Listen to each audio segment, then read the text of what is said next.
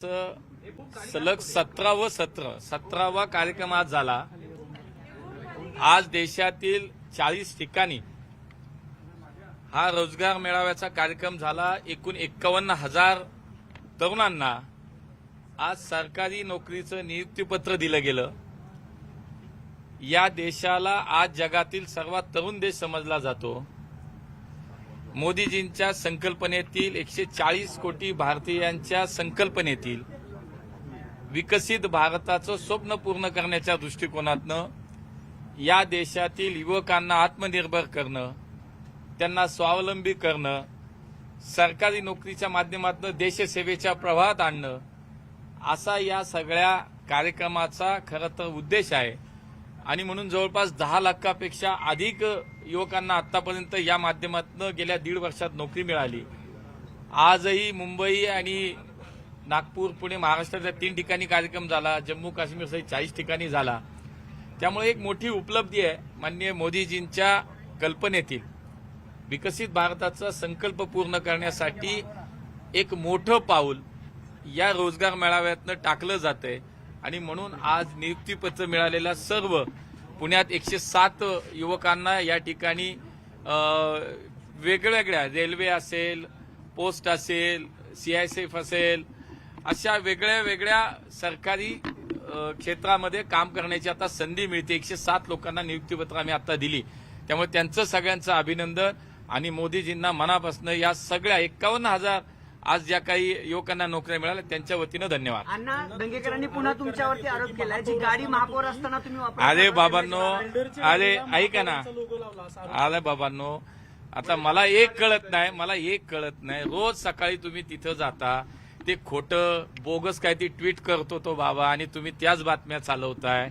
आता मी तुम्हाला सांगतो, मी 2 वेळा स्पष्टीकरण दिलं, आज शेवटचं स्पष्टीकरण तुम्हाला देतो। मी तुम्हाला सांगतो की प्रत्येक गोष्टीचा पुरावा मागा रे बाबांनो, उगाच काय ती कशाला लावताय गाडी, बरोबर?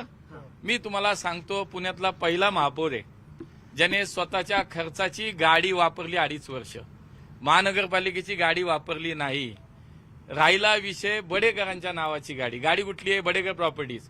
माझ्या लोकसभेच्या निवडणुकीच्या प्रतिज्ञापत्रामध्ये मी स्पष्ट दिलंय की मी या पार्टनरशिपमध्ये मी पार्टनर आहे। त्या पार्टनरशिप मधली माझी गाडी मी वापरली, मी स्वतःची गाडी वापरली, स्वतःचं इंधन वापरलं।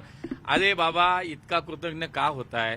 पुणेकरांना अभिमान वाटला पाहिजे आणि वाटतो की एक महापौर असा मिळाला ज्यांनी स्वतःची गाडी 2.5 वर्ष वापरली। बाबांनो, ही बातमी अशी करा, ही निगेटिव्ह करू नका। उगाच रोज काहीतरी चाललंय, एक वेळ लागलेला काय म्हणतात विकृत मनोवृत्तीचा माणूस रोज काहीतरी बोलतो आणि तुम्ही रोज बातमी करताय।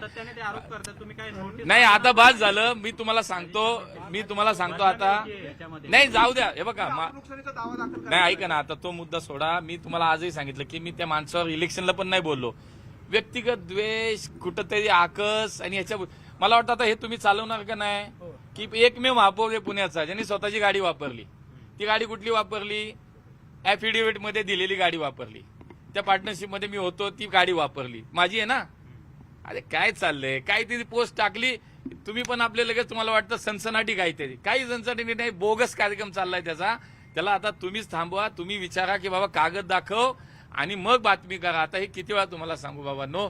त्यामुळे आता हे शेवटचं स्पष्टीकरण आहे। मला काय ह्या माणसाबद्दल कुठेही बोलायचं नाही, मला काही उत्तर द्यायचं नाही। आता त्याचे अनेक विषय बाहेर येत आहेत।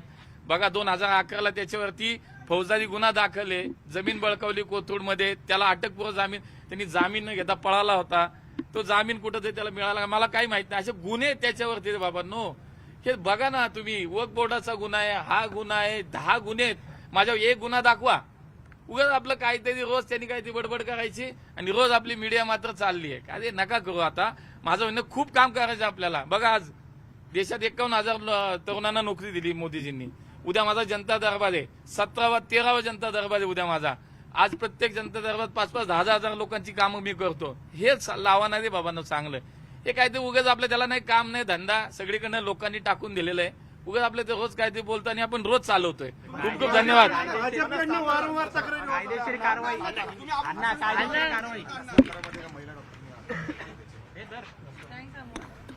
तर मुरलीधर मोहोळ बोलत होते आणि जे काही त्यांच्यावर आरोप रवींद्र धंगेकर यांनी केलेले आहेत ते त्यांनी उलथवून लावलेले आहेत.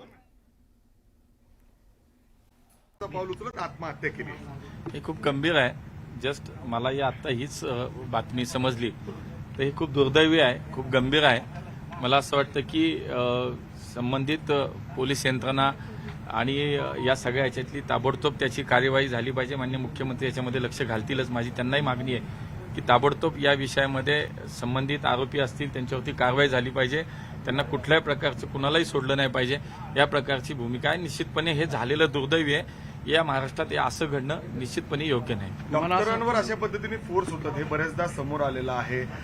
डॉक्टरांवर कदाचित काही वेळी हात देखील उचलले जातात. याच्या विरोधात देखील त्यांनी आंदोलन केले. त्यांना काय पावलं उचलायला हवी असं वाटतं तुम्हाला? नाही, अनेक ठिकाणी असे प्रकार मागे डॉक्टरांवरच्या संदर्भात तुम्ही जे म्हणालात ते होत आहेत. तर डॉक्टरांना सुद्धा सुरक्षा मिळाली पाहिजे, डॉक्टरांना संरक्षण मिळालं पाहिजे. त्या संदर्भातल्या कायद्याच्या विषयात सुद्धा मी माहिती घेतो की नेमकं काय झालं, कारण याच्यावरती एक गांभीर्याने विचार सुरू आहे. मी नक्कीच राज्य सरकार असेल, केंद्र सरकारला असेल, या माध्यमातून याच्यावरती निश्चितपणे भविष्य काळात सुद्धा डॉक्टरांना संरक्षण दिलं पाहिजे. हॉस्पिटल्स असतील, डॉक्टर्स असतील. कितीतरी वेळा असं होतं की एखादा रुग्ण दगावला, एखादा पेशंट गेल्यानंतर दोष नसताना सुद्धा काही वेळेला डॉक्टरांवरती हल्ले होतात, हॉस्पिटल्स वर तोडफोड केली जाते. तर निश्चित हे पुढच्या काळात होऊ नये याच्यासाठी निश्चितपणे मी स्वतः जातीनं लक्ष घालेन की याच्यामध्ये काय करता येण्यासारखं आहे. पुण्यातली सुद्धा आमची जी IMA, या संदर्भात IMAचे काही डॉक्टर सुद्धा मला मागे भेटले होते की या विषयात डॉक्टरांवरती होणारे हल्ले आणि या संदर्भात काहीतरी कायद्यामध्ये ठोस काही प्रावधान असलं पाहिजे याचा विचार निश्चितपणे करण्यात येईल. मी आश्वस्त करतो की मी त्याच्यामध्ये नक्की काम करेन. तुम्ही असं म्हणताय की कुठले एक मिनिट थांब ना बाई 2 मिनिटं. तुम्ही म्हणताय की स्पष्टीकरण द्यायचं नाही तुम्हाला. ऐका ना, आता तो विषय नको, आता तो विषय नका, तो विषय नका. म्हणायचं की स्पष्टीकरण द्यायचं नसेल तरी महायुतीत काही गडबड आहे, घोटाळा आहे का? कारण तिकडे गणेश नाईकांबद्दल पण असं बोललं जातं. काल उदय सामंत साहेबांचं मी स्टेटमेंट जे ऐकलं, पुण्यात आले होते.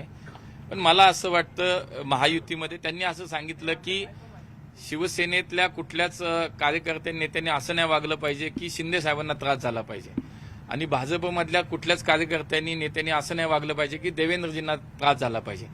मला असं वाटतं की हे 100% खरं आहे. पण याचा विचार सामंत साहेबांनी पण केला पाहिजे की इतर ठिकाणी होणारे राजकीय आरोप प्रत्यारोप आहेत. पुण्यात तुमचा एक माणूस खालच्या पातळीवर जाऊन व्यक्तिगत टीका करतो, व्यक्तिगत पातळीवरती जातो. हे थोडंसं वेगळं आहे, याचा विचार तुम्ही करा. आम्हाला काही कंप्लेंट करायची नाही, आम्ही काही तुम्हाला म्हणत नाहीये. तुम्ही करा नका करू त्याचा विचार, आम्ही आमचे समर्थ आहोत.